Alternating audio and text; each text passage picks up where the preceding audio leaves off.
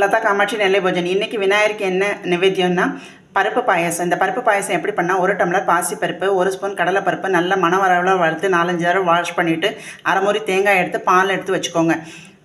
பால் தனியாக வச்சுக்கோங்க, 2வது 3வது பால் தனியாக வச்சுக்கோங்க. 1 டம்ளர் பருப்புக்கு 4 டம்ளர் தண்ணி ஊற்றி நல்லா குழைய வேக வச்சுக்கோங்க. அந்த 2வது 3வது பால் 3 டம்ளர் இருந்ததுன்னா ப்ளஸ் அதோட தேங்காய் தண்ணி சேர்த்து 4 டம்ளர் இருந்ததுன்னா அப்படி வேக வச்சுக்கோங்க. குறைவாக இருந்ததுன்னா கூட கொஞ்சம் தண்ணி ஊற்றி அதில் இப்போ 1 ஸ்பூன் பச்சரிசி, ஊற வச்ச பச்சரிசியும் 1 ஸ்பூன் தேங்காயும் நல்லா அரைச்சிட்டு பருப்பு நல்லா குழஞ்சி வெந்த உடனே இந்த அரைச்சி வச்சதையும் சேர்த்து அதில் போட்டு நல்லா கொதிக்க வச்சுடுங்க.